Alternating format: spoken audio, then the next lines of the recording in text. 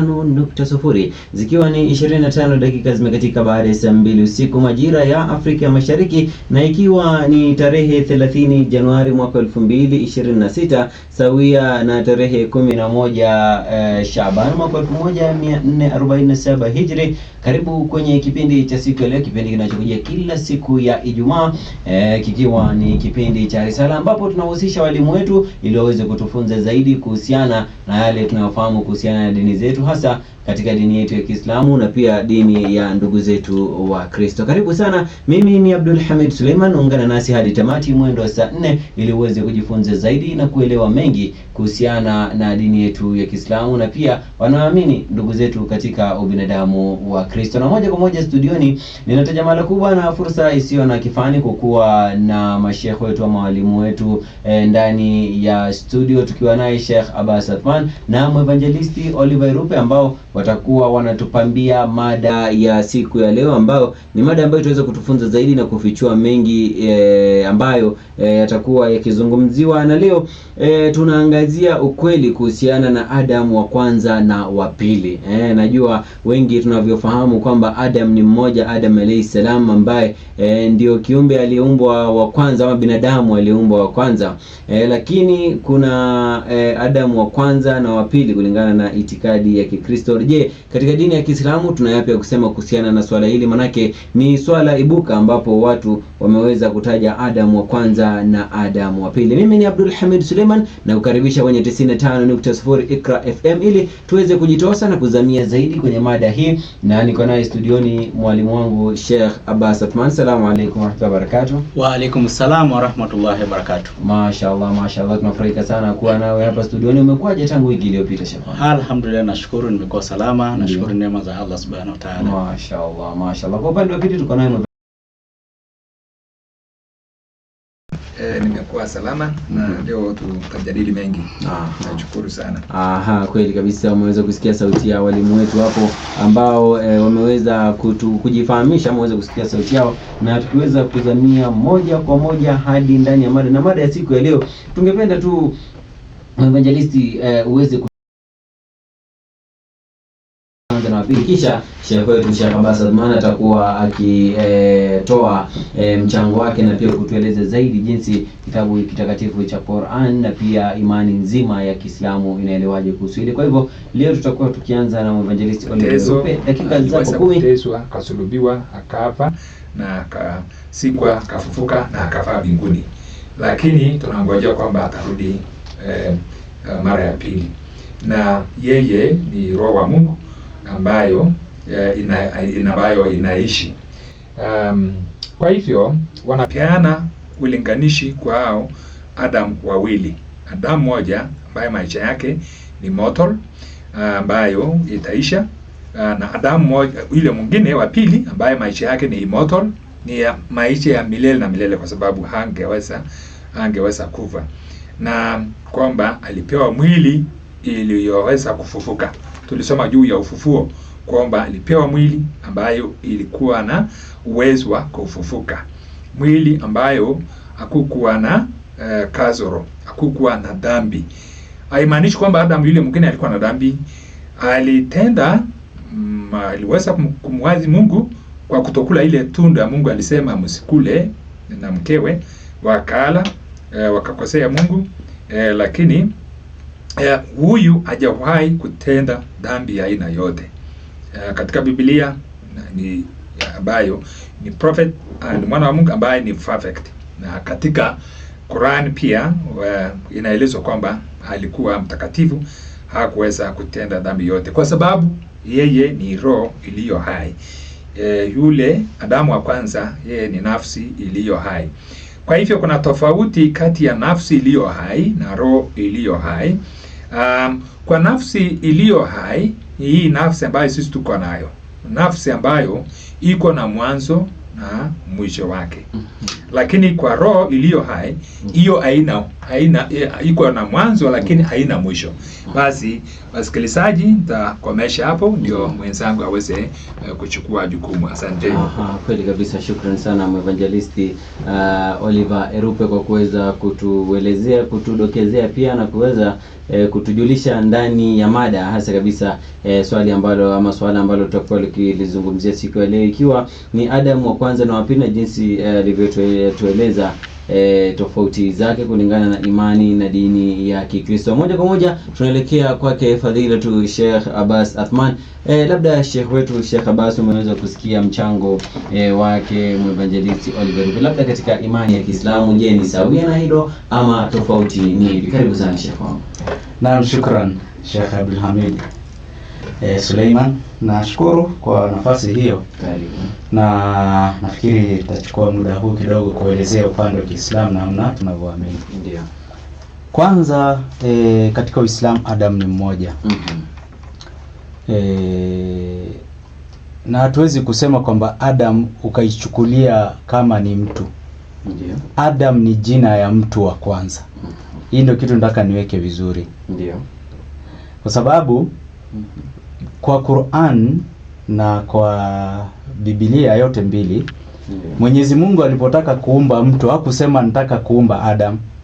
Katika Qur'an aliwaita malaika akasema inni ja'ilun fil ardi khalifa.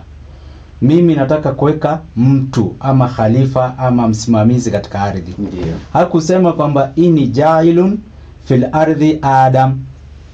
Mimi nataka kuweka Adam katika ardhi. Hakutumia neno Adam. Ndio. Alisema khalifa ama msimamizi ama mtu. Na ukiangalia katika Biblia ile andiko wanayopenda sana kutumia 1:26 ambapo kwamba iko maarufu sana na wao. Pale tunaambiwa kwamba Mungu alisema kwamba na tuumbe mtu kwa mfano wetu. Ukisoma 1:26 Mwanzo pale akizungumza. Ukiangalia katika Biblia Katoliki anasema kwa sababu gani Mungu aseme na tuumbe mtu katika kwa nafsi yetu? Inasema kwamba alifanya shauri, kuna namna kadhaa ya kutafsiri neno hilo. Kwingine anasema alifanya shauri na malaika, ambayo inakubaliana na nini? Na Qur'ani. Kwa sababu Qur'ani aliwaambia malaika kwamba nataka kuumba mtu. Biblia na tufanye mtu. Hakusema na tufanye Adam. Kwa hiyo Adam asichukuliwe kama kiumbe. Adam ni jina ya mtu wa kwanza. Kila mtu ana jina yake. Mimi ni mtu, jina langu Abbas. Huyu mwalimu mwenzangu ni mtu, jina yake ni Erupe. Wewe ni mtu, jina lako ni Abdul Hamid. No. Na yule mtu wa kwanza ambaye ni baba yetu sisi sote, jina yake ni Adam. Jina ya Adam alitoa wapi? Jina hiyo ni Mwenyezi Mungu Subhanahu wa Ta'ala alimuita. Kwa hiyo jina hiyo imetoka kwa Mungu. Kwa hiyo mtu asishangae imetokaje kwa Mungu. Mungu mwenyewe anaumba watu, hasa manabii, na anawapa jina. Kumbuka alipoleta jina kwa Maryam, alimwambia kwamba akimletea habari njema, malaika akimletea habari njema, alimwambia tazaa mtoto na atamuita jina lake ambaye jina lake ni Masihi Isa bin Maryam. Na pia kwa Nabii Zakaria alipokuwa analeta ujumbe wa Yahya, alileta ujumbe na pia akatoa jina kwamba jina lake litakuwa Yahya. Na kuna kwa hivyo Mwenyezi Mungu kuita watu majina ni jambo la kawaida, kuwaita hata kabla hawajazaliwa. Sasa huyu Adam, Mwenyezi Mungu Subhanahu wa Ta'ala ndiye alimuita kwa jina hilo. Unaposoma katika Qur'ani 2:36 2:36 inasema 2:33 inasema akasema Mwenyezi Mungu pale baada ya amemuumba, akaweka vitu mbele ya ule Adam, akawaambia Adam kwamba watajie majina yake. Sasa hapo tunasema akasema Mwenyezi Mungu, ewe Adam waambie majina yake. Unaona Kwa hiyo pale Mungu amemwadress direct, ewe Adam. Sio Adam alijiita, aliyetangulia kumuita ni Adam. Kisha Adam ndio akaita sasa majina ya vitu vingine vyote vilivyobakia pamoja na kuita mkewe Hawa. Adam ndio alimuita nani? Hawa. Kwa hiyo yeye aliname vitu vingine vyote, lakini jina yake aliyemuita ni Mwenyezi Mungu Subhanahu wa Ta'ala. Kwa hiyo unaposema kwamba kuna Adam wawili, sasa uniambie wapi Yesu ameitwa Adam? Nani ashawahi muita Yesu Adam? Sio Mungu amemuita Adam, sio Yesu mwenyewe amejiita Adam. Hakuna mtu amemuita Adam. Ushaona Hiyo ni mambo ambayo Paulo ana historia ambaye ana mambo zake ambayo tutakuja tu kuongea habari za Paulo, hakuna shida, na hii ni mada ambayo kwamba tutakuja kuweka next. Kwa hiyo anasema kwamba kuna Adamu wawili, ni nani? Ni Paulo. Hakuna mtu mwingine amesema. Yesu mwenyewe hajasema wala Mungu hajasema kwamba kuna Adamu wawili. Unaposema kwamba kuna Adamu wawili, sijui una makusudio gani, kwa sababu Adam tunajua ni jina ya mtu wa kwanza, na huyo mtu wa kwanza alikuwa ni nabii. Sasa huyu Adamu wa pili ambaye kwamba tunaambiwa, labda utuambie kwamba ni nani alimuita Adam, na pia je, unakubali pia alikuwa nabii? Hiyo ni swali ambayo kwamba tutataka utuambie. Kwa hiyo jina ya mtu hii Adam tunavyoongea, tujue kwamba ni jina ya mtu wa kwanza, na Mungu ndio alimuita na akamuita Adam. Kwa hiyo hapo ndio hapo kwamba tunaenda tunakuja kuangalia katika Wakorintho, atuambia kwamba 1:15, Wakorintho kwanza 15:45. Nafikiri mwalimu wangu alisoma, tunapokuja angalia pia kidogo, ilikuwa na ufafanuzi ambao kwamba ndio imeleta habari hizi kutuambia kwamba kuna Adam wawili. Adam tunayemjua ni ule mtu wa kwanza, na ni jina, sio kiumbe. Ule kiumbe wa kwanza mtu, sisi ni watu. Ibrahimu ana watoto, wale watoto wanaitwa wana wa Ibrahimu. Adam ana watoto ambaye ni sisi, kizazi chake tunaitwa wana wa Adamu, kwa sababu Adam ni jina. Sasa tunaenda katika Wakorintho wa kwanza 15:45. Inasema hivi kwamba ndivyo ilivyoandikwa, mtu wa kwanza. Mtu wa kwanza, huyo ni kiumbe. Adamu jina. Mtu wa kwanza kiumbe, Adamu ni jina, akawa nafsi iliyo hai. Adamu wa mwisho ni roho yenye kuisha. Sasa Adamu wa kwanza tunaambia akawa nafsi iliyo hai. Kwa nini ameitwa nafsi iliyo hai? Alikuwa nafsi iliyo hai baada ya Mungu kupuliza roho ndani yake, akawa nafsi hai.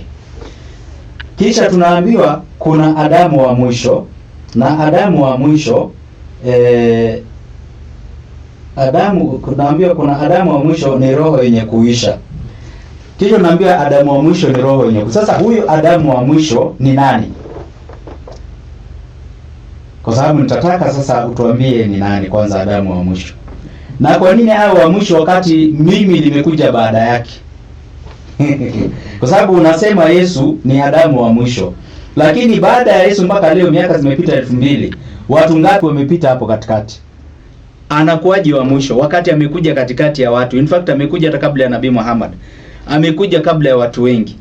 Ni statement ambayo hai make sense hata kidogo. Kwa sababu labda kama angekuja baada ya kila kitu, hapo ingekuwa kuna mambo mengine. Lakini hata bado Yesu bado tunajua atarudi. Waislamu wanaamini atarudi, Wakristo wanaamini atarudi. Na kurudi kwake bado si kwamba ati atarudi wa mwisho. Bado kuna watu ambao kwamba watakuwako hai kulingana na Wakristo, kulingana na Waislamu. Bado kuna watu watakuwako hai. Na ataishi kwa muda, atapigana na Dajjal kulingana na kwetu. Kulingana na kwenyu walio hai atawachukua. Kwa ufupi ni kwamba atakuja apate kuna watu ambao kwamba walio hai.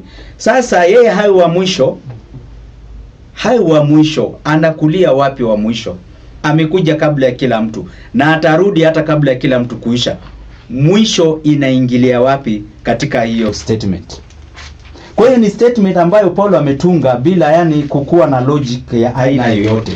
Ushaona So mtu wa kwanza Adam, na yeye alipulizwa na Mungu na roho akawa nafsi hai. Mwalimu mwenzangu hapa pia anajaribu kusema kwamba anajaribu kutofautisha baina ya nafsi na roho. Kutofautisha baina ya nafsi na roho ni kitu ambacho kwamba ni yani haiwezekani, kwa sababu ni jina moja, ni jina mbili yenye maana moja. Ni kama mtu mmoja aseme motokaa, mwingine aseme gari. Ushaona So hauwezi kusema kwamba motokaa inatumia petroli kwenda, kisha useme ila gari haitumii petroli kwenda. Ama motokaa ina miguu minne ama gurudumu inaenda kwa magurudumu manne, useme lakini gari haiendi kwa magurudumu manne. Hakuna kitu umezungumza, kwa sababu ni neno ambayo kwamba ni mbili kwa maana moja. Na nafikiri Qur'ani inatuthibitishia, unaposoma katika Qur'an sura ya 91 aya ya 7. Qur'an 61 aya ya 7 inasema hivi, a'udhu billahi minashaitanir rajim, bismillahir rahmanir rahim. Na kwa nafsi roho, kwa nafsi roho na aliyeitengeza, wa nafsin wa masawaha, na kwa nafsi kwa maana ya roho na aliyeitengeza. Kwa hiyo nafsi ni lugha nyingine ya roho. Hawezi kusema ati roho ni kitu kingine na nafsi ni kitu kingine, kwamba Adamu wa kwanza ni nafsi alafu Adamu wa mwisho ni roho. I make sense. Huyu amekuwa nafsi iliyo hai baada ya kupuliziwa roho ndani yake. Adam ambaye kwamba ni mtu wa kwanza alikuwa na mwili na roho. Huyu mwingine ambaye kwamba tunaambiwa hapa kwamba ni Adamu wa mwisho, ambaye si kweli, kwa sababu amekuja katikati ya watu, si wa mwisho in all sense, si wa mwisho. Unaona? Lakini tunaenda tuna akilio, bado alikuwa na roho na alikuwa na nini na mwili. Kwa hiyo pale hamna cha kusema ati kuna Adamu wa kwanza na Adamu wa mwisho, ama roho na nafsi ni vitu vile tofauti. Roho ni nafsi, ni lugha tu, ni matamshi mawili yenye maana moja. Kwa hiyo hauwezi kusema kwamba kuna Adamu wa kwanza na Adamu wa mwisho. Adamu ni jina ya mtu wa kwanza. Huyu mwingine ambaye kwamba tunaambia na Adamu wa mwisho, hakuna yeyote ashayemuita Adam.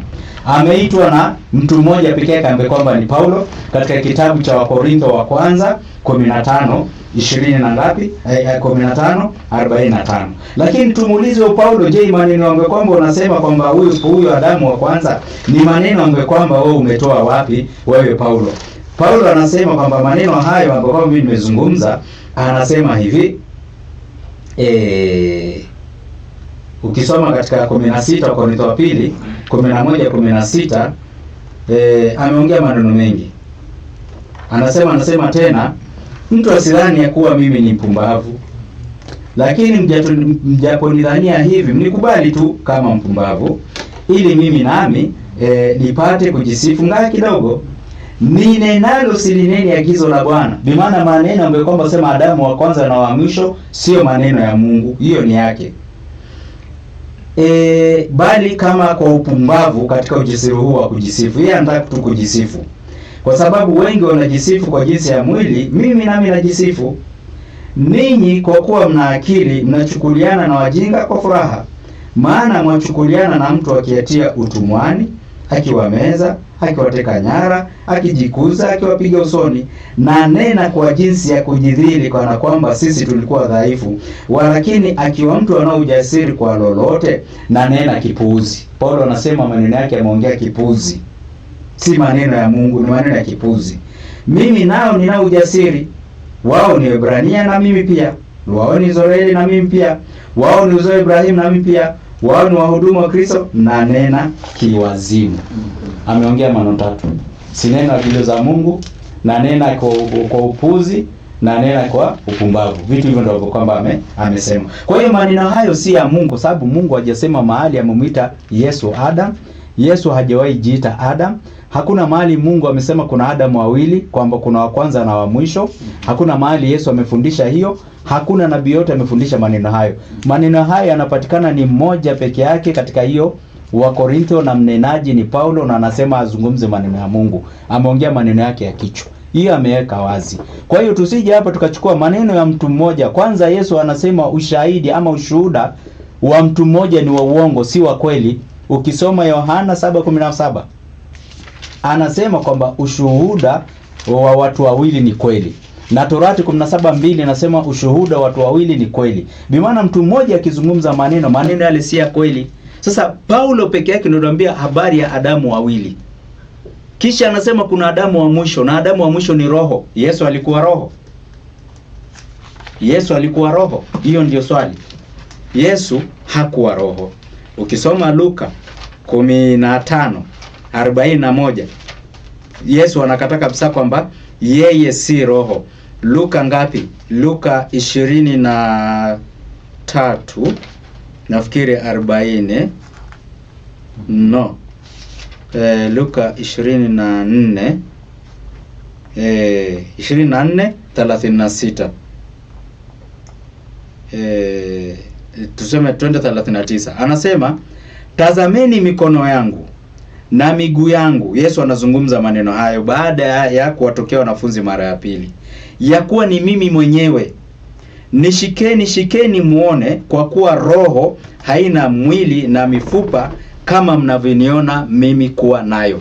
Yesu anasema ako na roho, ako na mwili na ako na mifupa. Yeye si roho. Paulo anakuja kuambia watu ati Adamu wa mwisho, bimaana Yesu ni roho.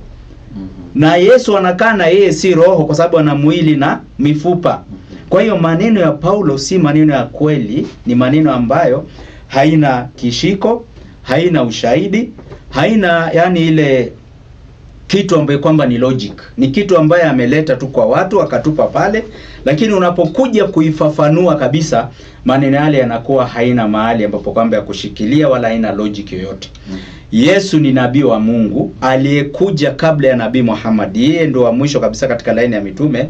Yaani yeye ndio second last katika laini ya mitume. Baada ya Nabii Muhammad wa mwisho amekuja ni nabii. Baada ya Nabii Isa wa mwisho ni Nabii Muhammad. Hakuna mtume mwingine baada ya hapo. Kwa hiyo kuja kutuambia kwamba yeye ni Adamu wa mwisho na amekuja kabla ya Muhammad, I make sense. Na bado atarudi kama kuna watu wengine, I make sense. Hakuna mahali mwisho unaingilia katika hiyo statement. Nafikiri bado nitarudi kufafanua mambo mengine zaidi. Assalamu alaikum warahmatullahi wabarakatuh. Wa alaikum assalam warahmatullahi wabarakatuh. Fadhilatu Sheikh Abbas Athman, shukran sana kwa mchango wako. Labda tu kidogo nikirejea kwa mwevangelisti Oliver Rupe. Sheikh Abbas ameweza kutaja kuhusiana na ushahidi. Je, ni ukweli kwamba mnasimama kwa ushahidi wa mtu mmoja ambao umekatazwa ndani ya Biblia? Kwako mwevangelisti. Asante sana.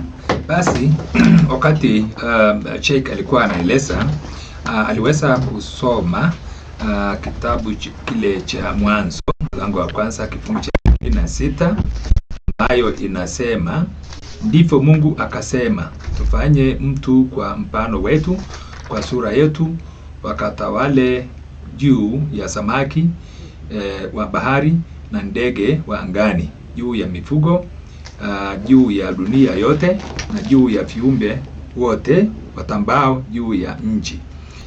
Akaeleza kwamba Mungu alipokata alisema tumuumbe mtu kwa nafsi, na akasema tufanye mtu kwa mfano wetu. Hiyo wetu alieleza kwamba alikuwa anasema na malaika. Kulingana na mafunzo ya Biblia, Biblia inaeleza kwamba Mungu yuko kwa nafsi tatu, Baba, Mwana na Roho Mtakatifu. Na hasa kitabu cha Mathayo, Injili ya Mathayo mlango wa 28 hadi 20 inaeleza wakati Kristo alipoeleza wafuasi wake, mkabatizwe kwa jina la Baba, la Mwana na Roho Mtakatifu.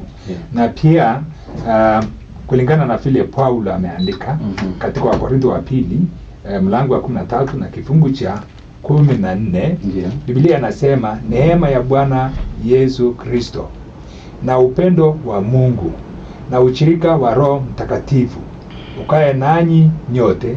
Amina. Kwa hivyo ndiko gani hilo?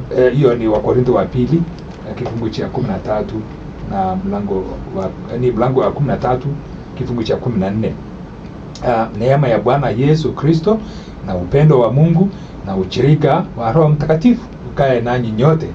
Basi wakati alikuwa anaeleza hayo, aliweza kuweka huo utatu wa Mungu pamoja, kwamba kuna Kristo kama Bwana wetu na pia Mungu ambaye alitupenda, na hiyo upendo ndio ile inaelezwa hasa kwa Yohana 3:16 mahali nasema, kwa maana jinsi hii Mungu aliumba ulimwengu na hata akamtoa mwana wake wa pekee, ili kila mtu amwaminie asipotee bali awe na uzima wa milele.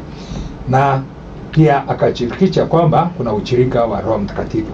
Kwa hivyo haiwezi kuwa malaika, bali ni ule utatu wa Mungu ambaye imeelezwa hapa. Pia ndugu yangu aliweza kueleza, baada ya kueleza hayo, kuna tukirudi mali tulikuwa tunaangalia hiyo Wakorintho aliuliza swali kwamba je, unakubali alikuwa nabii? Nafikiri alikuwa anauliza kuhusu Kristo ama Adamu. Sisi kama Wakristo tunaamini kwamba Adamu ni nabii. Kama Biblia ajieleza kwamba kuna kitabu fulani aliweza kupewa, lakini yeye ni nabii. Kuna manabii wengi katika Biblia na sio wote waliweza kupewa vitabu kama vile inatajwa Torah kwa hasa Musa, ama pengine Zaburi kwa Daud, ama Injili kwa Kristo, kwa Kristo almasi. Lakini Adamu hakujatajwa, lakini kweli yeye ndio mwanadamu wa kwanza kuumbwa na Mungu. Yeye ni nabii. Kristo pia ni nabii, na kuna manabii wengi, na pia tunaangalia hapo kwenye Biblia. Kwa hivyo uliuliza kama ni nabii, sisi tunakubaliana, hatujakataa hapo. Pengine kwa ajili ya wakati nitaweza tu kusimamia hapo, ndio nirudishe kwa msimamizi wa kituo. Asante sana. Kweli kabisa, shukran sana Mwevangelisti Oliver Erupe, na pia mwalimu wangu hapa Sheikh Abbas Athman kwa kuweza kuipamba awamu ya kwanza ya kipindi cha Risala, ikiwa hii ni 95.0 Iqra FM, na ikiwa ni dakika moja imekatika baada ya saa 3 usiku majira ya Afrika Mashariki. Kwa sasa tunakwenda kwenye pumziko fupi la kibiashara, kisha tukirudi itakuwa muda wakati wa sana wakaa kuweza kufungua simu zetu kupitia 0727444454 au 0737888881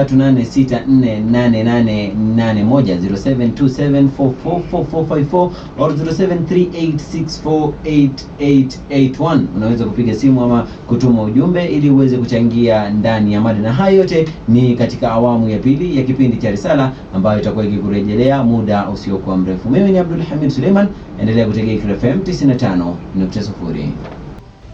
Assalamu alaikum warahmatullahi wabarakatuh, msikilizaji wa Iqra FM 95.0, zikiwa ni dakika 8 zimekatika baada ya saa 3 usiku majira ya Afrika Mashariki, na ikiwa ni tarehe 30 Januari mwaka 2026 sawia na tarehe 11 Shaaban mwaka 1447. Karibu kwenye awamu ya pili ya kipindi cha Risala. Kama ndo unaungana nasi, basi karibu sana. Leo tumekuwa tukijadili mada moja ambayo imekuwa kufana sana kwenye awamu ya kwanza, ikiwa ni mada ya Adamu wa kwanza na wa pili, tukiangazia kutoka kwenye dini ya ndugu zetu wa Kristo, na pia katika imani na vitabu vya dini ya Kiislamu. Tuko nao studioni Sheikh Abbas Athman, Mwevangelisti Oliver Rupe, na mimi ni mwandishi kipindi kwa siku ya leo Abdul Hamid Suleiman.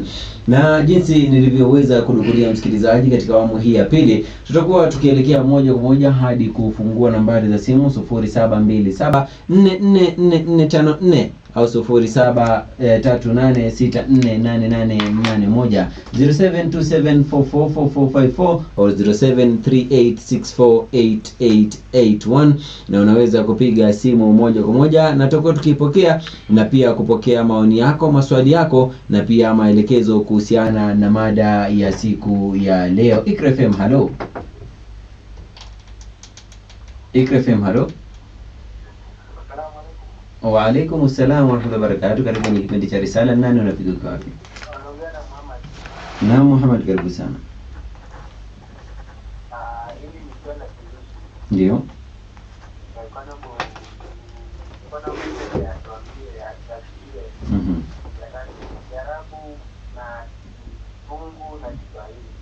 Ndio. Roho ni nini? Wa alaikum assalam wa rahmatullahi wa barakatuh. Huyo amekuwa ndugu Muhammad hapo na swali kwa Sheikh, anataka aeleze kwa Kiarabu, Kizungu na Kiswahili maana ya roho. Anataka kuifahamu kwa lugha hizi zote. Iqra FM, hello. Naam, karibu sana kwenye kipindi cha Risala. Nani unapiga kwa? Naam, Anthony Ndolo, karibu sana. Mimi nataka bata nitomee. Ndio. Mathayo 19 mstari wa 4. Ndio, 19 mstari wa 4. Na tena nataka bata au mabata wetu wa Kristo wamechanganyikiwa sababu Yesu aliuliza watume wake, yeye anaitwa yeye wanaona anaitwa jina gani? Ndio. na wakamjibu, mbona hawakumuita Mungu? Na Yesu akafurahia alipoitwa yeye ni Kristo. Tena ukisoma Mathayo 23 verses 9, ndio 23 verses 9, Yesu anabadiana laini na Baba, ndio yeye anajiita mwalimu. Au wanaiti Yesu Mungu wametoa wapi hiyo maandiko? Asante sana. Shukran sana Antoni Ndolo kutoka makutano ya Mwala. Kumbuka msikilizaji 0727444454 au 0738648881 na unaweza kupiga simu yako moja kwa moja kwa maoni na mchango wako katika kipindi cha siku ya leo, jinsi walimu wetu walivyoweza kutueleza Adamu wa kwanza na wa pili kwenye imani ya Kikristo na pia katika imani ya Kiislamu. Kwa hivyo wakati wowote ule ambao utakuwa na swali msikilizaji, basi usisite ila kuweza kunifikia moja kwa moja studioni, na kwa hakika nitakuwa nikipokea simu yako. Lakini kwa sasa moja kwa moja tunarudi kwa walimu wetu ili waendelee kutueleza zaidi, manake hii mada inahitaji uelewa na maelezo ya kueleweka na kufahamika kabisa, ili tuweze kunufaika wote kama wasikilizaji kwa ujumla. Lakini kabla ya hilo kuna ujumbe hapa. Anasema je, Hawa ni mwana wa Adamu kama Yesu? Swali zuri sana ambalo nitakuwa nikiwaelekezea walimu wote wawili. Je, Hawa ni mwana wa Adamu kama vile Yesu? Swali zuri kabisa ambalo limeweza kuulizwa hapo.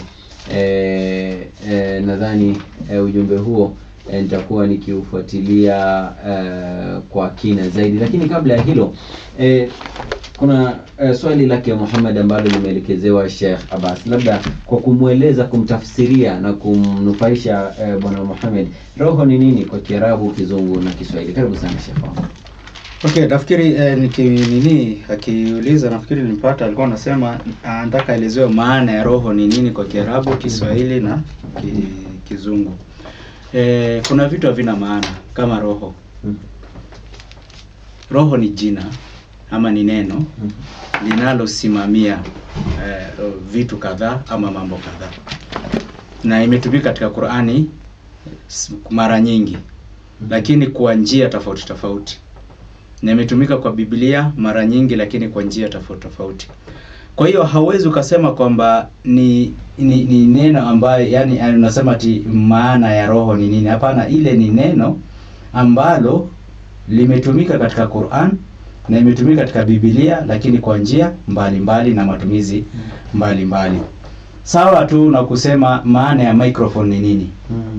Ukiuliza maana ya microphone, sijui naweza kujibu vipi. Lakini nakwambia ukiuliza microphone ni nini, nakwambia ni chombo cha kipaza sauti. Unaona? Na hiyo ukisema maana yake haiwezekani. Na hiyo ukisema ni nini itawezekana. Ama ukasema pengine uchukue labda kama nini, labda naweza tumia sijui mfano gani nyingine. Ama labda uchukue kitu kama kamera hivi. Useme kamera ni nini? Nakwambia ni chombo cha kunasa ima picha ama nini. Na hiyo ukisema maana ya kamera ni nini, haileti yani ile ufahamu mzuri. Kwa hiyo akiuliza maana ya roho, roho ni neno, haina maana. Ni neno ambalo linatumika kwa njia mbalimbali katika Qur'an.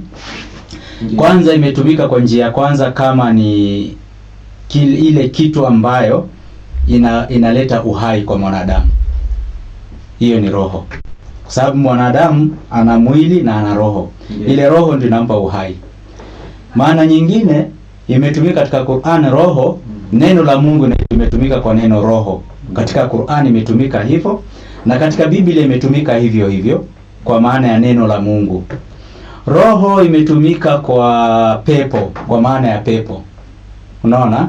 Ndio. Wale pepo wachafu wanaitwa roho mbaya. Pepo wazuri wako na kuna roho nzuri. Roho nzuri imejulikana kwa kuchukua kama Jibril alayhi salam. Jibril anaitwa roho takatifu. Unaona? Ndani ya Qur'an na matumizi mbalimbali. Na unapokuja katika hii Biblia hiyo, ukisoma katika Ufunuo 4:5 inatuonyesha kwamba kuna roho aina 7 Aina 7. na ndakuja kuweka siku moja mada hiyo hapa tuzungumze. Ndio. Roho aina 7 zilizotajwa ndani ya Biblia na matumizi yake, ambayo yuko hivyo hivyo ndani ya Qur'an na matumizi yake. Kwa sababu ukiangalia roho wa kwanza ni nafsi ya kwanza ambayo ni ya Mungu. Ndio. Ndio ukisoma katika Biblia 4:24 nakwambia Mungu ni roho. Ukisoma Qur'ani 5:116 Nabii Isa anamwambia Mungu kwamba ta'lamu ma fi nafsi wala a'lamu ma fi nafsik. Mimi wewe unajua leo katika nafsi yangu, mimi sijui leo katika nafsi yako. Bi maana hiyo nafsi inatumika kwa maana ya roho. Nilivyokuwa naambia mwalimu wangu hapa.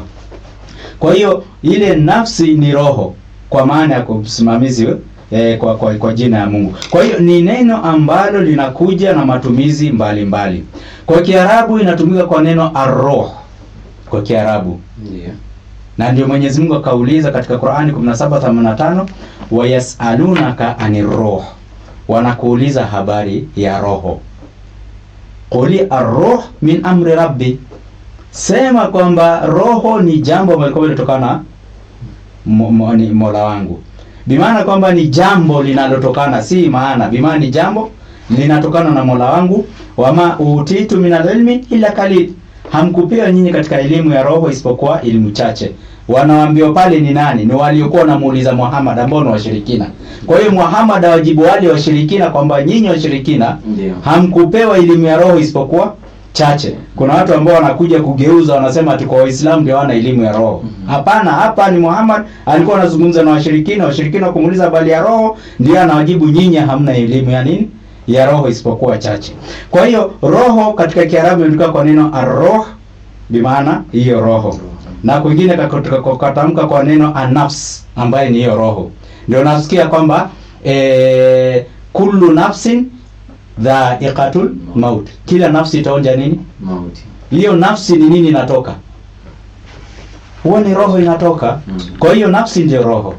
Ushaona? Kwa hiyo katika Kiarabu imetumika neno roho kwa maana hiyo roho, na pia imetumika neno ya nafsi hivyo. Na pia katika Kiswahili imetumika neno hivyo hivyo. Roho na nafsi hivyo hivyo. Katika Kizungu imetumika neno spirit. Ndio unaona kuna Holy Spirit. Unaona kuna evil spirit. Evil spirit ni zile roho chafu ambaye ni ya majini na mashetani. Na ziko na zimetajwa katika Biblia kwa wingi. Yesu akitoa hizo evil spirit, hizo roho chafu. Iko katika zile vitengo 7. Wewe taja roho utakavotaja kwa Biblia imetajwa zaidi ya mara 200. Kwa Qur'ani imetajwa zaidi sijui ya mara ngapi. Lakini yote ukija kuiweka kuicategorize kila moja inaanguka katika zile sehemu 7, tuipiti hapo. Ushaona? Na nafikiri tutakuja kuifafanua, sio wakati wake saa hizi, lakini tutakuja kuongea siku moja hizi roho 7 moja nitaje moja, ya pili, ya tatu, ya 4 mpaka ya 7 ili kwamba watu wakapate kuijua. Kwa hiyo roho ni neno linalotumika na matumizi mbalimbali, na kwa Kiarabu imekuja kwa maana ya ar-ruh ama an-nafs. Katika Kiswahili imekuja roho ama nafsi. Katika Kizungu imekuja neno moja pekee yake ambaye kwamba ni spirit. Sawa kabisa.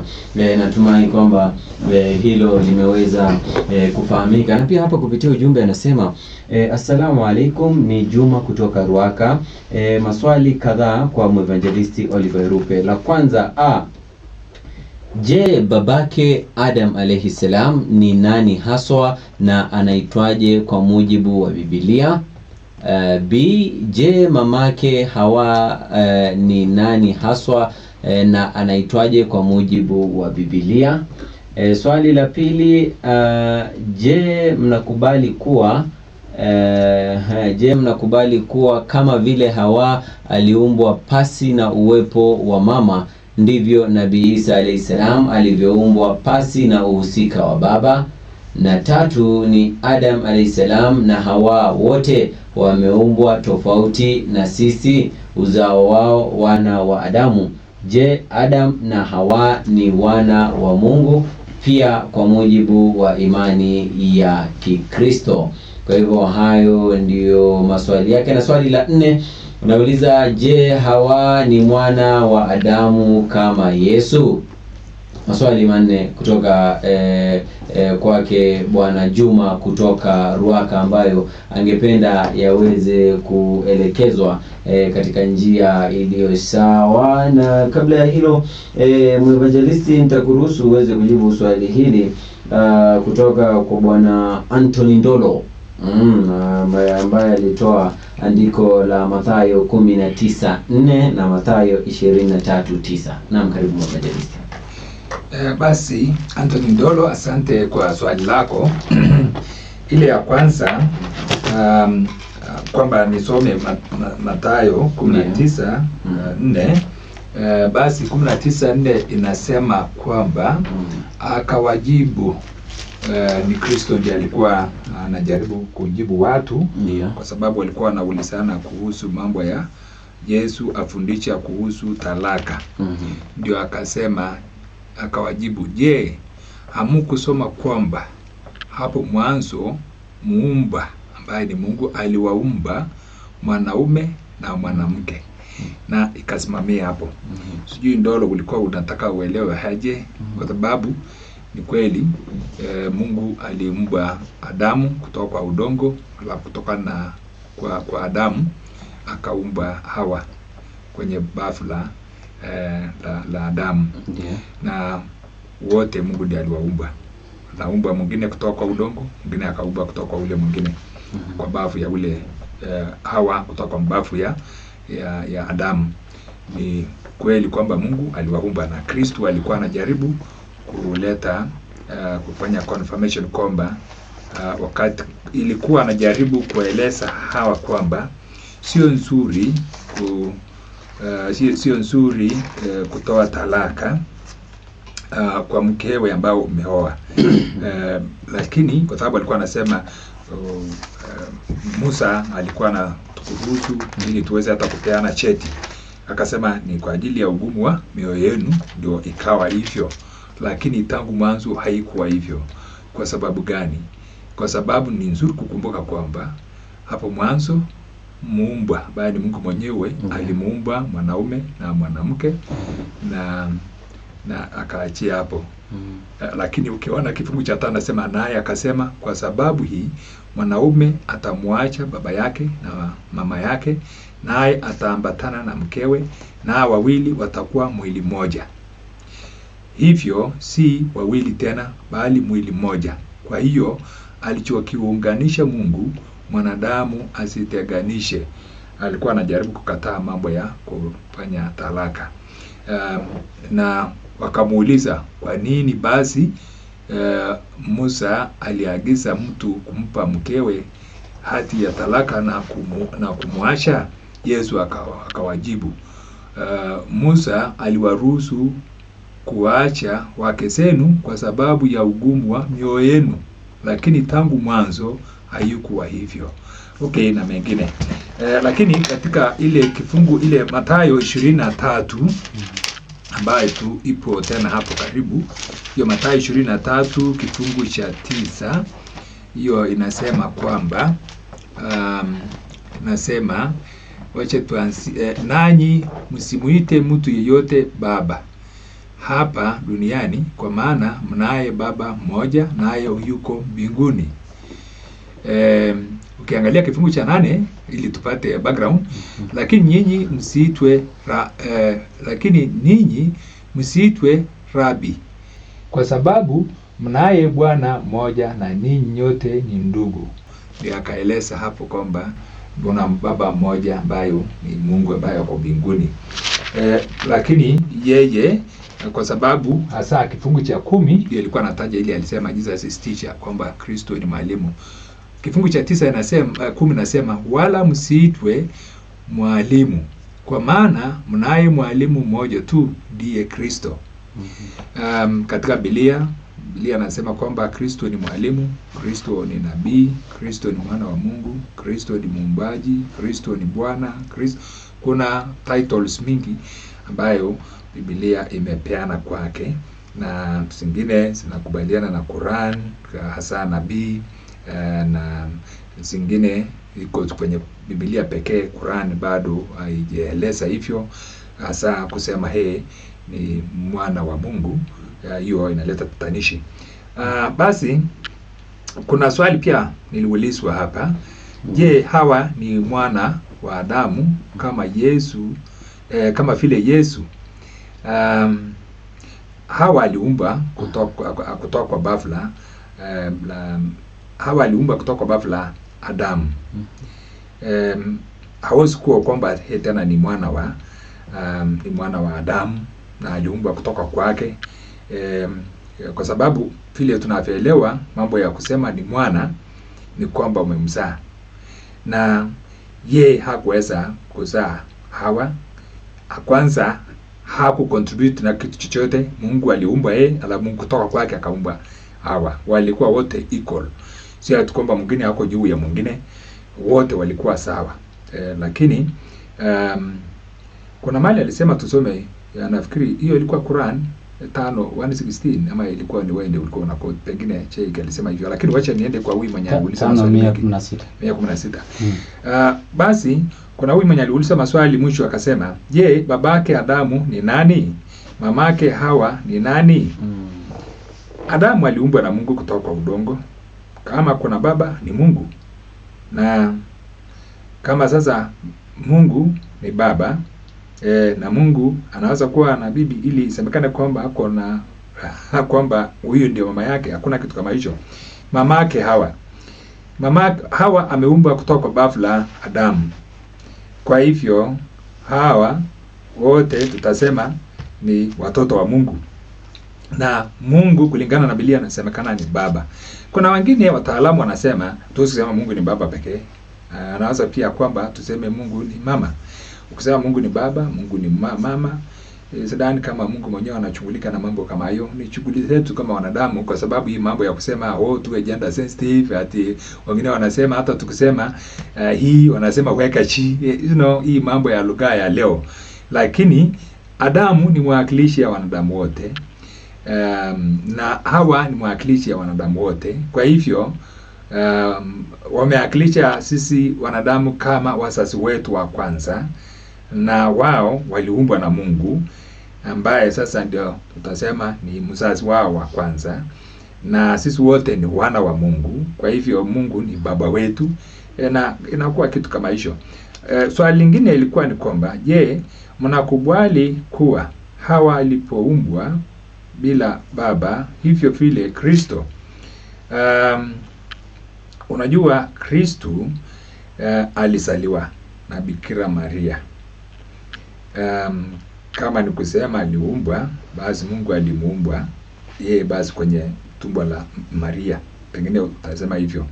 Lakini sasa kwa Hawa, Adamu Mungu alifanya akalala, akatoa mbavu lake na akamtengeneza Hawa, na wakati alipoamsha Adamu akasema huyu ni nani? Akasema huyu ni Hawa, kwa sababu ni mmoja wangu, ametolewa kutoka kwangu, ako na mwili kama yangu na kila kitu namna hiyo. Kwa hivyo ataitwa Hawa. Yeye ni mama wa kwanza wa kila wanadamu. Lakini sasa kwa Kristo, hata vile Qur'an nasema ni roho wa Mungu, kipawa cha Mungu kiliingilia ile bikira ambaye hajawahi kulala na mwanaume na akachika mimba kwa uwezo wa Roho Mtakatifu, kipawa cha Mungu, upendo wa roho wa Mungu, na basi huyu Kristo akazaliwa, ila hakuwa na baba, ila ni Maria ndiye alishika hilo mimba. Kwa Biblia inasemekana kuna foster father anaitwa Yusufu, ambayo alikuja baadaye akawa na mama yake, lakini kwake Kristo ni kwamba ilitokana na hiyo kipawa. Vile ilikuwa nalinganisha Kristo pamoja na Adamu, ilikuwa kwamba kuna first Adam na second Adam. Biblia ni lugha ya Biblia vile inaeleza, wachambulizi wa Biblia wameeleza hivyo vile Mungu alivyowafunulia. Je, Hawa ni mwana wa Adamu kama Yesu? Hawezi kuwa mwana wa Adamu kama Yesu kwa sababu hakuzaliwa. Yeye aliumbwa direct kutoka kwa Adamu. Kwa hivyo na Kristo hakuweza kuumbwa, alizaliwa na bikira na akalelewa kama mwana, kama watoto wote, mpaka akawa mtu mzima, akajifunza trade ya wazazi wake, alafu akaanza kuhubiri na kueneza Injili mpaka wakati aliposulubiwa na yale yalifanyika. Kwa hivyo mpaka hapo ndio nimemalizia. Sijui kama kuna mali nimebakisha. Ndio. Lakini hapo ndio mali nilikuwa nimejaribu kuandikisha kulingana na maswali hayo. Ndio. Basi nitarudisha kwa kiongozi wa kituo atuelekeze kutoka hapo kama kuna maswali mengine. Sawa. Unless Jake alitaka kutoa comment hiyo sura ya 5:116. Naam. Ama ulikuwa umetaja mimi nikaandika? Nilitaja tu nikasoma. Basi sawa. Lakini bado ilikuwa na mambo. Lakini kama kuna simu chukua, ndio ilikuwa na mambo kidogo. Na msikilizaji 0727444454 au 0738648881 tukiwa ndio kwenye awamu ya pili ya kipindi cha Risala. Tunaweza kupiga simu moja kwa moja ama kutuma ujumbe ili walimu wetu hapa studioni waweze kushughulikia pia ama waweze kutueleza zaidi. Na kulingana na mwinjilisti Oliver Rupe amesema kwamba Adam na Hawa sio wana wa Mungu, sio mwinjilisti. Adam na Hawa ni wana wa Mungu kwa sababu Mungu aliwaumba. Ndio. Kwa hivyo ni wana wa Mungu. Mungu ni baba kwao. Mungu ni baba kwao. Sawa kabisa. Kama vile ni baba yetu. Kwa sababu tumepitia kwa ukoo wa Adamu na Hawa. Sawa kabisa. Naam, Sheikh wangu umeweza kusikia majibu yake mwinjilisti Oliver Rupe. Labda je, kwa kuweka sawa katika imani ya Kiislamu itakuwaje? Kwanza kusema Adamu na Hawa ni wana wa Mungu nafikiri ni kosa. Ndio. Kwa sababu mwinjilisti bila anasema Adamu na Hawa ni wana wa Mungu kwa sababu Mungu aliwaumba. Lakini Mungu akiumba chochote kile kinakuwa kiumbe chake. Haiwi mtoto wake. Kwa sababu hata aliumba dunia. So kama ameumba dunia usema dunia ni watoto wa Mungu. Hai make sense. Ukisoma Yakobo 1:17 inasema kwamba Mungu kwa kupenda kwake alituzaa sisi sote kwa neno la kweli tuwe kama limbuko la viumbe vyake. Imetumika neno kuzaa. Lakini ilipokuja haikusema tuwe kama wanawe, hapana, tuwe kama limbuko la viumbe vyake. Bimaana kwamba kwa maana yoyote ile ikifika kwa Mungu wewe unakuwa ni kiumbe, haukui mtoto wake. Kwa hiyo ingekuwa labda kusema ni wana, labda ile andiko ndio ingesema hivyo, lakini nakataa. Chochote kinachohusiana na Mungu wewe mwisho unakuwa ni kiumbe chake. Kwa hiyo Adam na Hawa waliumbwa na Mungu, bimaana wao ni viumbe vya Mungu. Kisha kuna jambo ambalo kwamba alikuwa anataka kuzungumzia pale kwa Mwanzo 1:26 alipochukua mwalimu, kuna kitu ambacho kwamba aliongeza kwa kusoma wa Korintho wa 2:13-14. Hii ningependa kuisoma kusema kwamba hii nilitangulia kusoma Mwanzo 1:26 kwamba Mungu akasema na tuumbe mtu kwa mfano wetu, nikasema Biblia imefafanua. Na Biblia ambayo kwamba ilifafanua maana hiyo nafikiri ndio hii hapa, ambaye ni Biblia ya Kikatoliki hii. Ina vitabu 73. Tutaona mwanzo yake vile imefafanua andiko hilo. So lakini mwalimu kidogo alijaribu pia kufafanua kwa kusema kwamba Biblia yani kwamba kwa maana ya Biblia ni kwamba inaleta ile maana ya Utatu Mtakatifu, na kanukulu wa Korintho wa 2:13-14 kwa kusema kwamba neema ya Bwana wetu Yesu na pendo la Mungu na ushirika wa Roho Mtakatifu kae nanyi nyote. Sasa hii ndio kwa pale Mungu akisema na tuumbe mtu kwa mfano wetu, nafikiri haingii popote. Kwa sababu hii haionyeshi kama watatu ni mmoja kwanza, wala haionyeshi Trinity. Unajua nikisema neema ya Bwana Yesu Kristo na Mungu na Roho Mtakatifu ukae nanyi, itaonesha kama kuna ushirikiano. Lakini hapa ni mambo matatu yametajwa na sifa tatu. Kwanza kuna neema. Hiyo neema imepewa Yesu Kristo. Pili kuna upendo. Upendo umepewa Mungu. Bimaana kwa Yesu neema, kwa Mungu upendo. Tatu ushirika. Ushirika umepewa Roho Mtakatifu. Bimaana kwamba imetajwa mambo matatu na sifa tatu tofauti. Sasa hii haiwezi kuwa kitu moja. Obvious inaonyesha kwamba kuna vitu vitatu vimetajwa hapa. Ingetaja pendo la Yesu Kristo na Mungu na Roho ikae pamoja nanyi, labda ungesema ni moja kidogo. Lakini kwa tafsiri na andiko lilivyokuja inaonyesha kwamba kuna vitu vitatu na sifa tatu tofauti. Pili, hakuna mahali imeonyesha kama hawa watatu ni moja. Hakuna andiko kama hilo katika Biblia nzima.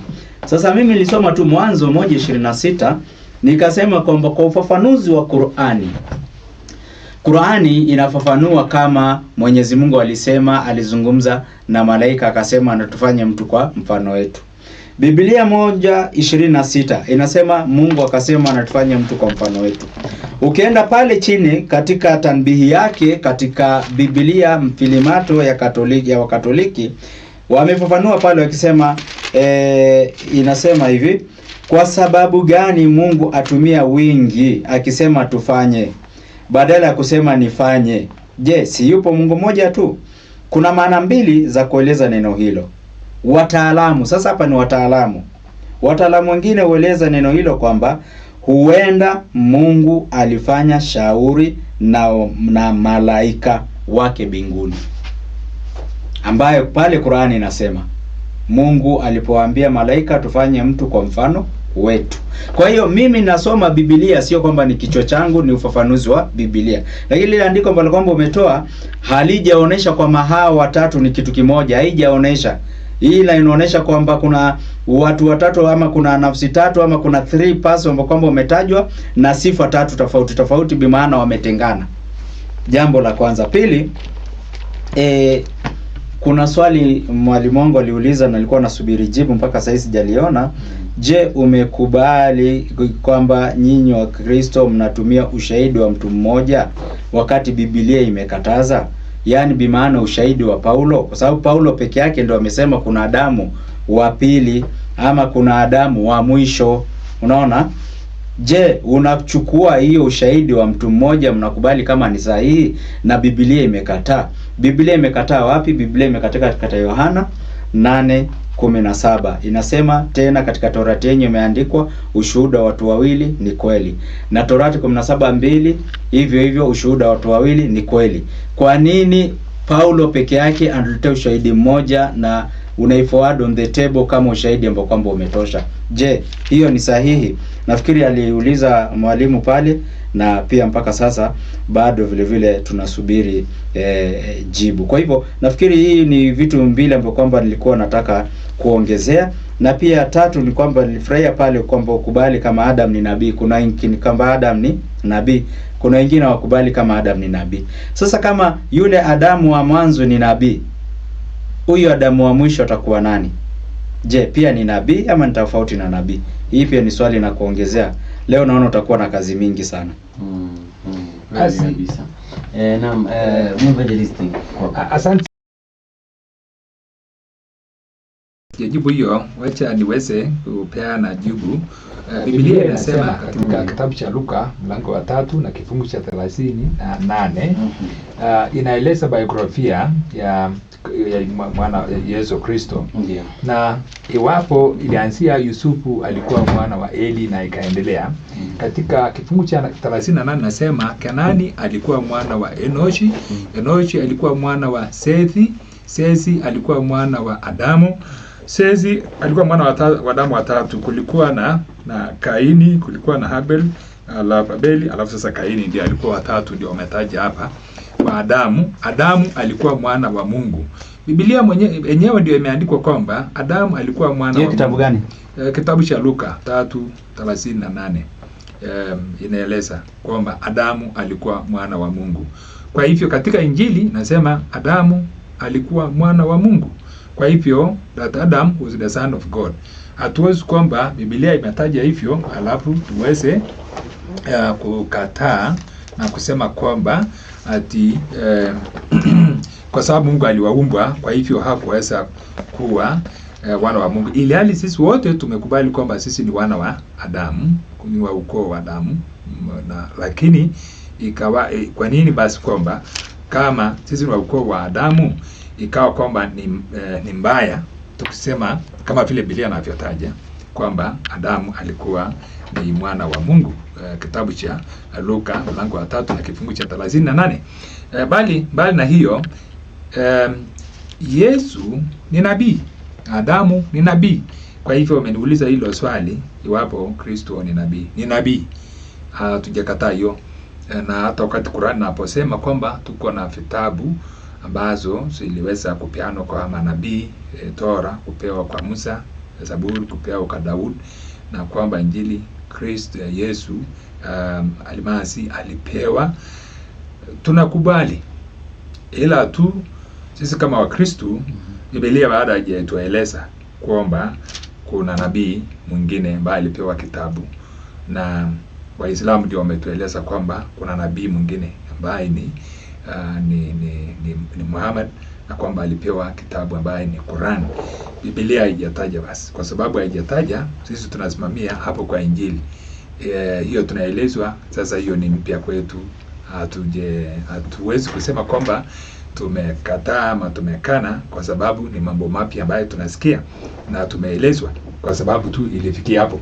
Ile tunapata tu ni Biblia. Of course tutajitakia kwamba mliweza kubadilisha kwa sababu mlifanya translation, hata hizo scripts za zamani ziko, lakini tutakuja kudiscuss hiyo, labda ni topic nyingine tena ya kusisimua.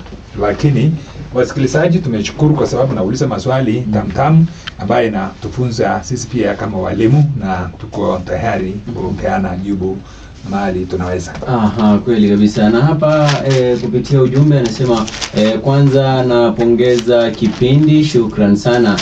Na kwenye comment anasema Nabii Isa pia ameumbwa na Mungu kwa mujibu wa Qur'an. Someni Qur'an 3:6 na 39:6. Hiyo ndiyo comment yake hapo, hajaweza kutaja jina. Na pia hapa kupitia ujumbe anasema assalamu alaikum. Wa alaikum salam wa rahmatullahi wa barakatuh. Ni Muhammad Nur, niko Embakasi.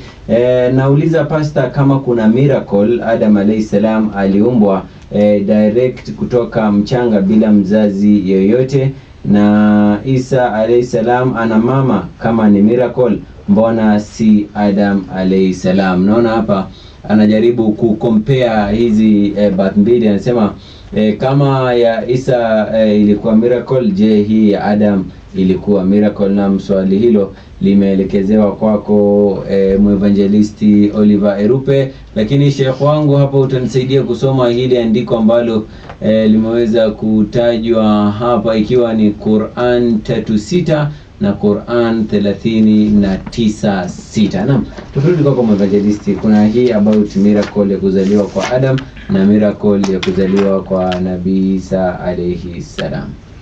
Asante sana. Adam hakuzaliwa, aliumbwa. Je, hiyo ni miracle? Haiwezi kuwa miracle kwa sababu yeye ndio wa kwanza kuumbwa. Hakuna kifananishi kingine. Ndio. Baada ya Adam kuumbwa na kutoka kwa Adam akaumbwa Hawa. Hawa wawili ndio waliumbwa kwa namna hiyo. Baada ya hapo sasa ni wale ukoo utakayofuata mazao watoto wao wenye waliwazaa, ilikuwa ni namna ya kuzaa sasa.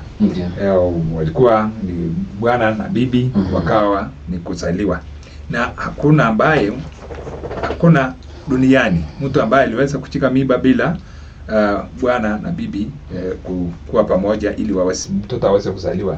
Sababu hiyo ya Kristo ikawa ni miujiza ni kwa sababu baada ya Adam na Hawa kuumbwa, Adam kuumbwa kwenye udongo, Hawa kuumbwa kwenye bafu la Hawa, la Adamu, na Mungu mwenyewe, hii ya Kristo ambayo mke msichana bikira bila kulala na bwana, ikawa kwamba aliweza kuchika mimba, na pia hiyo ikawa sasa miujiza. Kwa sababu gani? Kulikuwa hapo na yule malaika mwenye alileta habari, akapokea, hata alistuka na alisema itawezekanaje? Kwa sababu hata Maria mwenyewe alikuwa anaelewa kwamba ili uweze kuchika mimba mpaka ulale na mwanaume. So alisema mimi ni bikira, sijalala na mwanaume, hii itafanyika namna gani? Yule malaika akasema kipawa cha Mungu ndio italeta hiyo iweze kuwezekana. Na kwa sababu alikuwa mtu wa imani na mtu mtakatifu, adilifu, aliamini. Akasema basi kama vile umesema kama malaika wa Mungu kwamba itafanyika hivyo, nimeamini, wacha iwe hivyo. Na kweli ikafanyika kwa sababu alichika mimba. Na wakati alipochika mimba basi alikuja akasaa huyu ambaye ni mwana. You can imagine, hata ukiangalia katika biolojia, ili kijana mwanaume azaliwe, inasemekana kuna hiyo fusion hiyo ya mayai ambayo inafanyika kwamba kuna X chromosome kwa biology, siwezi kuelewa X chromosome kwa Kiswahili nasemaje, na Y chromosome, kwamba kijana anakuanga Y, msichana anakuanga X. Hizi mbili zikikutana unapata kijana. Kama ni X na X, basi unapata msichana. Kama ni X na Y, unapata kijana. Lakini hakuna Y na Y. Ile iko ni X na X, msichana. X na Y inakuja kuwa ni kijana, boy. Kwa hivyo ikawaje kwamba hii ability yote ikawa iko kwa Maria, kwamba ukiangalia kwa biolojia X na Y zikakutana ikaleta huyu kijana. Hiyo ni miracle, kwa sababu hata is against science. Hata science itself haielewi itawezekanaje. Na istoshe hakulala na mwanaume yote. Hakuna science iliwahi kufanyika ya aina yote. Sio kwa sasa ambayo wanaweza kutoa you know, the organ wanaweza kutoa specimen ya mwanaume, alafu sasa waende wamdungie mwanamke kwenye hospitali, ama wanatoa mayai ya mwanamke. Hii inafanyika kwa kisasa kwa wale ambao pengine hawezi kubeba hiyo mimba. Wanatoa sperm ya mwanaume alafu na egg ya mwanamke, wanaenda wanachanganya kwa lab pale, alafu sasa wanaunganisha mwanadamu walete. Science imeleta hiyo, haikuanga wakati huo, ilikuwa ni tofauti completely. Na ile kitu watu walikuwa naelewa inaweza kufanyika tu kama msichana amelala na kijana, na hii haikufanyika, lakini ikawa miracle kwa sababu hii ni miujiza, haijawahi kufanyika duniani. Ile tunajua ni Hawa na Adam ambao waliumbwa na Mungu, na hiyo process yote imeandikwa kwenye Biblia, na hakuna mtu mwingine tena ambaye iliwahi kufanyika hivyo. Halafu sasa na huyu ikawa kwamba na kweli haikufanyika tu hivyo, malaika alileta ujumbe kutoka kwa Mungu. Kwa hivyo ni miujiza ambayo Mungu mwenyewe ndiye amefanya kupitia Maria, na hii ikafanyika hivi. Qur'an haijaeleza kama kuna Yusufu kwamba alikuja akachukua Maria, na haijaeleza pia kama Kristo aliwahi kupata ndugu zake wengine, lakini katika Biblia inasema aliweza kupata ndugu zake wengine, majina wametajwa, na pia alipata madada zake, lakini Hawa haikupitia ile njia yake. Hawa ilipitia yule foster father ambayo alikuwa anaitwa Yusufu. Hiyo yote imeandikwa kwa Biblia, pengine haipatikani kwenye Qur'an, lakini iko kwa Biblia. Asanteni, pengine hilo ndio jibu nitapeana kwa sasa. Ndio niachie Cheik aweze kusoma hilo scripture ya Qur'an ambayo tulikuwa tumeelezwa. Kabisa kwa shaka. Okay, nilikuwa nasoma ngapi? 2 za Qur'an. Ndio. Ilikuwa kwanza ni kulikuwa na Qur'an 3:6. 3 ngoja kidogo. Ilikuwa 3:6 Qur'an sura ya 3 kifungu cha 6, alafu Qur'an sura ya 39 kifungu cha 6. Okay, Qur'an 3:6 ndio. Inasema hivi: A'udhu minash rajim. Bismillahir Rahmanir Rahim. Shafika pale inasema hivi. Inasema yeye ndiye aliyekutengenezeni sura matumboni jinsi yapendavyo. Hakuna abudaye ila yeye, mwenye nguvu na mwenye hikma. Hiyo ni ya kwanza. Ya pili ni gani? 39:6. 39. Nafikiri pia nimeelezea tu hivyo hivyo. Visa vitatu kama sijakosea. 39:6. Naye nasema Abdullah minashaitanir rajim. Bismillahir Rahmanir Rahim. Inasema amekuumbeni katika nafsi moja, kisha akamfanya mwenziwe mkewe katika jinsi ile ile, na akakuteremsheni akakuumbieni wanyama 8 hawa wenye nafuu kubwa kwenu, madume na majike, ngamia, ng'ombe, kondoo na mbuzi. Hukuumbeni matumboni mwa mama zenu, umbo baada ya umbo, katika visa vitatu. Huyu ndiye Mwenyezi Mungu Mola wenu. Fikiri aya ni hizo. Ndio. inazungumzia uumbaji na uumbaji wenyewe ndani ya tumbo. Ndio. Bimaana kama Isa alipitia ndani ya tumbo pia aliumbwa. Hii nafikiri ndio ilikuwa kwa point. Aha, sawa. Ushaona So wewe sema kwamba tu ni miujiza kavu, hapana, uumbaji pia ilitembea. Na another thing, kama Mariamu alishika mimba bila ya mwanaume, ukaona labda ni miujiza. Kuna wanyama pia wengi, more than 80 vertebrae, sijui vertebrae, invertebrates, vitu kama hiyo. Nenda kapige research, more than 80 inazaa bila mwanaume, without any male intervention, mingi sana katikati ya wanyama. Ni kitu kinawezekana. Sasa kwa Mungu sio, kwa mwanadamu sio kitu kubwa kwa Mungu. Mungu yeye akitaka tu kitu anasema kuwa. Wewe kuwa utakavyokuwa, ichukulie utakavyochukua. Mwisho wa kila kitu Mungu anasema kun fayakun. Kwa Adam aliumba, baada ya hapo kun fayakun ndio ikakuwa.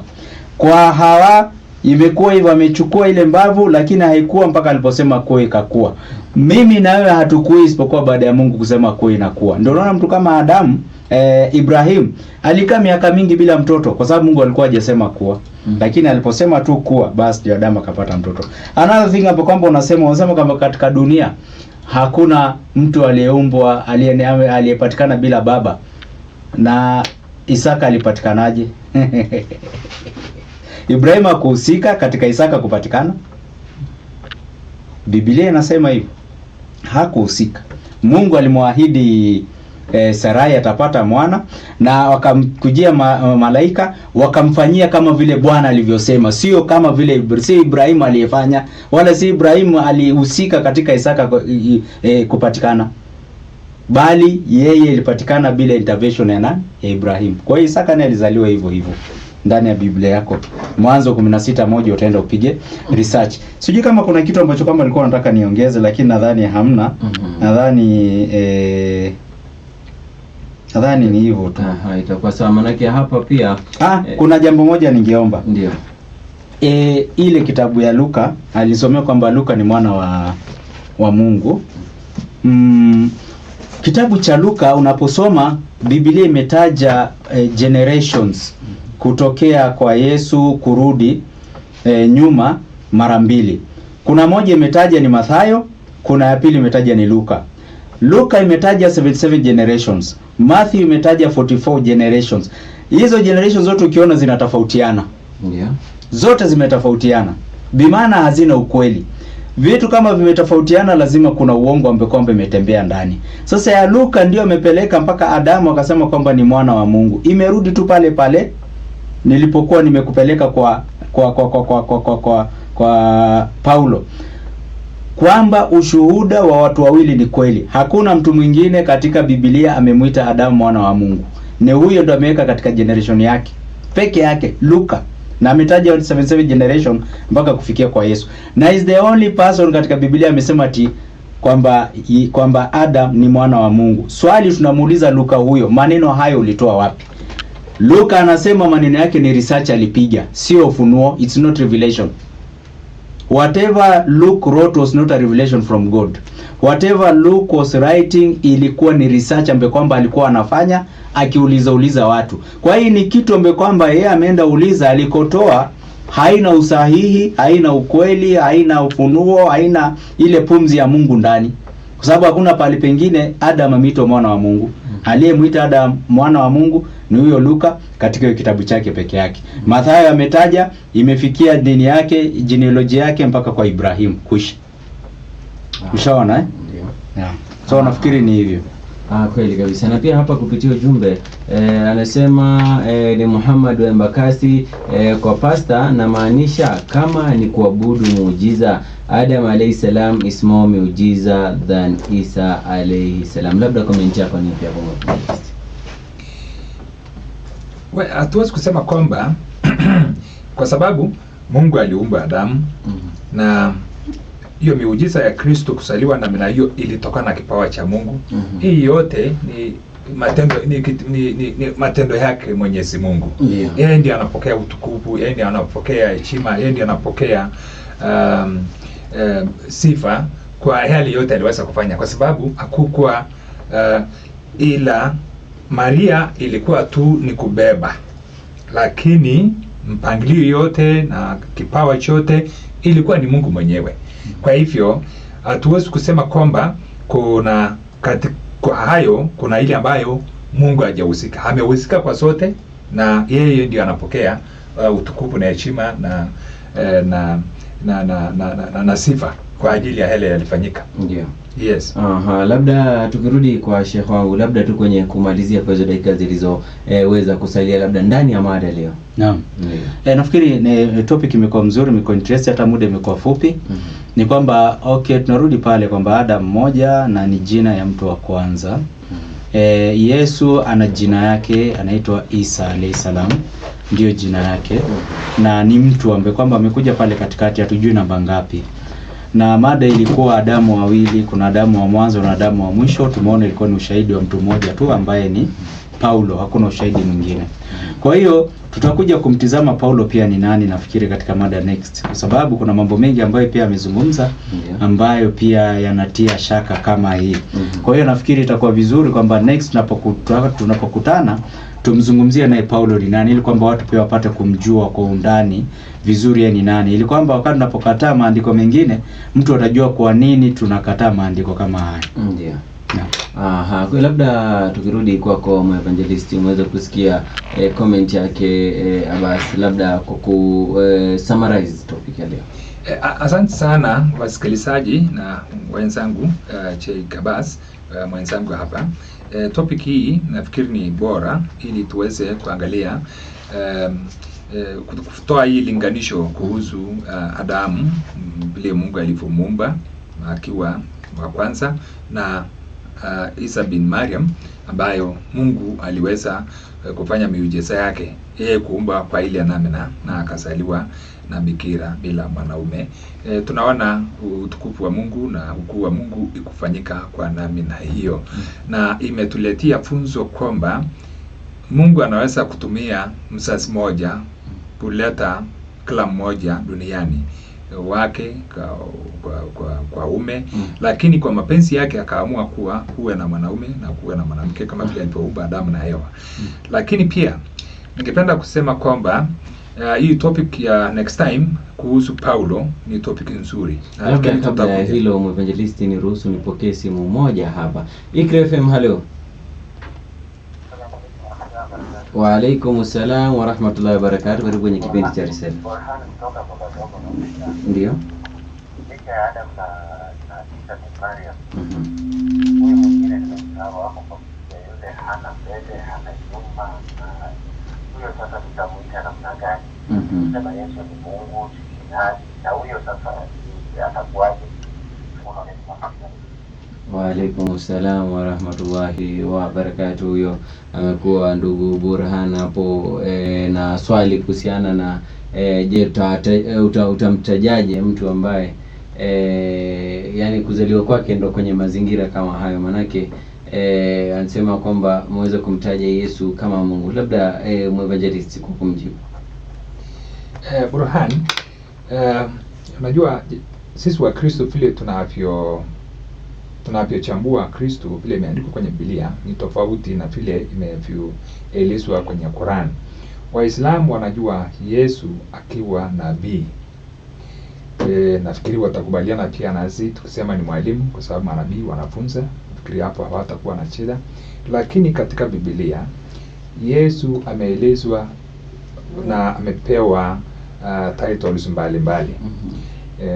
Mwana wa Mungu kwa sababu kweli hakuwa na baba mwanadamu, yeye ilikuwa ni kipawa cha Mungu, kwamba akazaliwa kupitia vile Mungu alivyotuma malaika wake, na Mungu mwenyewe akatangaza kwamba huyu ni mwana wangu, kwa hivyo ni mwana wa Mungu. Lakini pia Biblia inasema yeye ni Mungu, na hiyo imeelezwa katika fasi mbalimbali. Utaangalia kama yeye ni Mungu au hapana, utaangalia pia kama yeye ni mwana wa Mungu au hapana. Hiyo ni topic ambayo inahitaji muda mrefu kuchambua na haiwezi kumalizwa mara moja. Na pia sisi tunajua kama ni kuhani mkuu, tunajua kama ni mfalme, tunajua kama ni nabii, tunajua kama ni mwalimu, tunajua kama pia tunajua kama ni miracle worker, na amepewa titles mbalimbali, Bwana na kadhalika, Mwokozi, Mkombozi, ako nayo sote.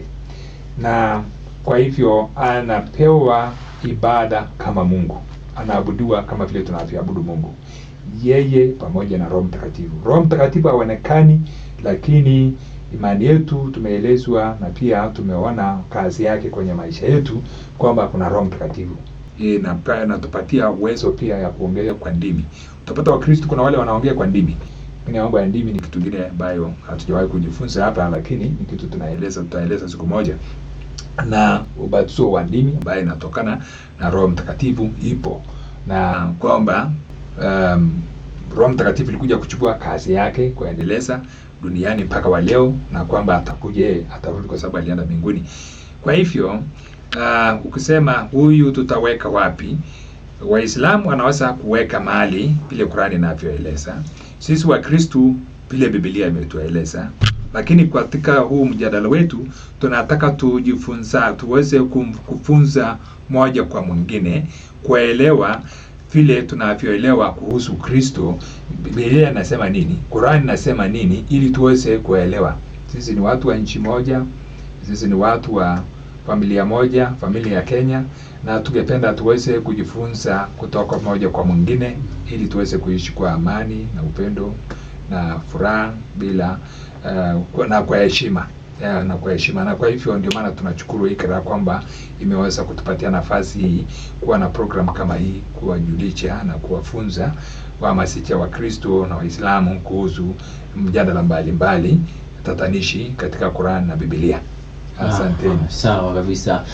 Shukrani sana mwevangelisti kwa mchango wako wa kufunga mada ya siku ya leo. Labda leo ndo tutakomea hapo kwa mada ya siku ya leo, lakini usikose kuungana nasi Ijumaa ijayo insha Allahu taala, ili tuweze kuungana hapa, tuweze kujifunza zaidi kuhusiana na dini ya Kiislamu na pia imani ya ndugu zetu katika binadamu wakiwa ni Wakristo, ambapo tutakuwa tukichangia kuhusiana na maandishi, mada na pia uelewa na maelezo zaidi, ili tuweze kufahamu zaidi na pia kuondoa shauku kwa baadhi ya mada ambazo tunakumbana nazo kila siku. Kutoka kwangu Abdul Hamid Suleiman, na kushukuru sana msikilizaji kwa kuweza kutuma ujumbe, pia kuweza kutegea kipindi hiki kuanzia mwanzo wa kipindi hiki hadi sasa, ikiwa ndo tumepiga tamati. Allah awajalie, Allah atakabalie dua zenu mnazoziomba kwa siri na pia zile ambazo mnazoziomba kwa dhahir. Endelea kutegea Iqra FM 95.0 kwa vipindi vya kufana na mawaidha ya kunufaisha. Assalamu alaikum wa rahmatullahi wa barakatuh.